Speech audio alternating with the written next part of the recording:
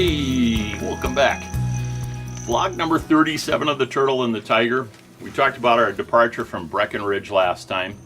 Where were we going to go this time? We didn't really have anything on the agenda except in the long term, we had a house sit in Weston, Colorado. An off-grid house sit that was supposed to last for about 20 to 21 days. So we had a week or so to just kind of kick around, so we decided to head to a place called 11 Mile Lake State Park in Colorado. So that was where we were going to head. We figured to have a couple of days, do some hiking. We got to 11 Mile State Park. Not a bad facility. We didn't know much about the state park, and it was sort of late in the day. So Yvette went into the visitor center and just asked lady, listen, we want a place that's quiet, doesn't have a lot of noise, doesn't have a lot of light, etc. And this is the size of a rig. Lady says, I got the perfect spot for you.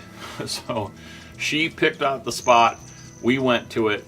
It didn't meet any of the qualifications. I have a funny feeling maybe she got her numbers backwards, was dyslexic or something. So Yvette walked back to the office and asked for a different spot. She actually saw the spot as she was walking to the office that she wanted, so it wasn't like she was going into the office unprepared. But the lady in the office said, well, yeah, I'll be more than happy to switch your spots for you, but I need to charge you $6 to change it in the computer. So here we go, 45-second rant on the Colorado State Park system. You know what? I don't know how the Attorney General doesn't get into this. I really don't. First of all, the Colorado State Park systems are going to an all-reservation system. So you can't just show up and if there's a free spot, get it. Whether you walk up, phone call, email, do it online, whatever the case is, now they make you reserve a spot, even though if you're standing there in front of it and it's empty and nobody's tagged to it. And so they tell you that the spot is $26 a night. And didn't we forgot to tell you that there's a reservation fee. They make you reserve it, and then they tag the fee to it, which is kind of, it sounds to me almost like something that the Attorney General would look into. So then on top of that, if you go there and the visitor gives you the wrong spot for whatever reason that you don't want or that they suggested and it doesn't work out, you can change it to another spot that doesn't have a reservation against it. And then, yeah, they don't charge you the $10 reservation fee, but they do charge you a $6 change fee. I don't know how many hotels it'll be like, can I go from this room to that room? Yeah, no problem. If it's available, a couple of clicks in the freaking, the keyboard, and it's done. There's no like, oh, I'm going to have to charge you another $12 because I actually strained my fingers on the keyboard. All right, that's enough of the rant on that. So we stayed overnight. There were other issues with the facility. It had a nice view, but there were other issues with the facility. We said, you know what? We don't have to stay here. Let's move on. So we said, you know what? Fluorescent Fossil Bed National Monument was maybe 8 or 10 miles away. I'd never seen anything petrified in my life up close, and I was like, this is my opportunity. I remember looking at these things in my science book in school. Let's go to the National Monument and check it out. So we pulled up stakes. We headed over there. We spent pretty much the afternoon walking through I would call it a petrified forest. It was petrified, but I don't know that I'd call it a forest. But it was the Fluorescent Fossil Bed National Monument in Florissant, Colorado. If you're ever in the area, I highly recommend it. Very cool. Some of these giant, I believe they're old sequoia petrified stumps that are left over.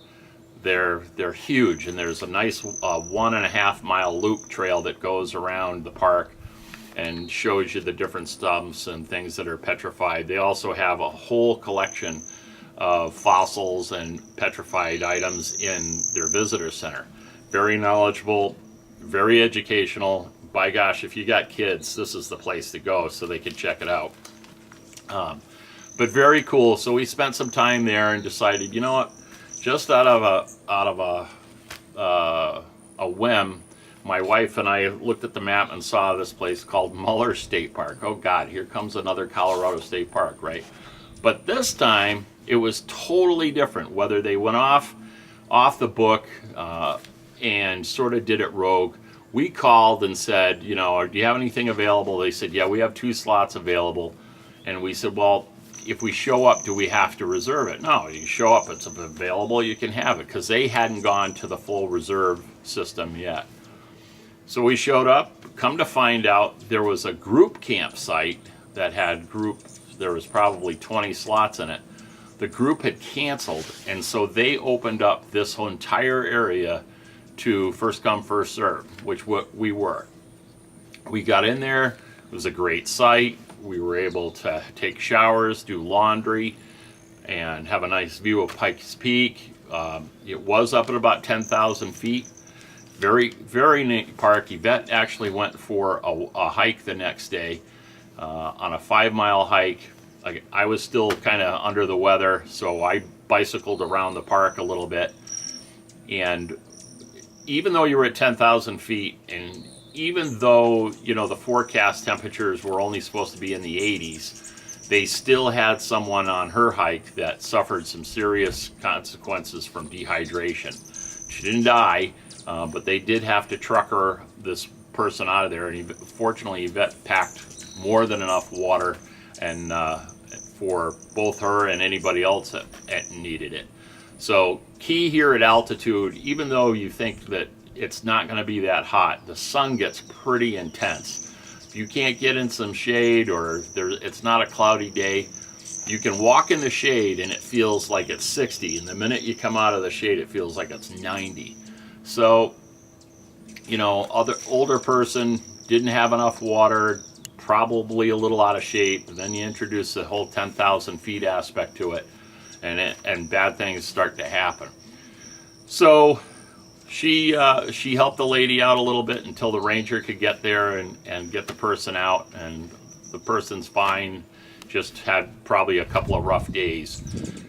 We ended up staying there about 3 nights, and then the next vlog we'll talk about how we headed back down towards Trinidad, and some of the things that I did that I've always wanted to do since I was a kid.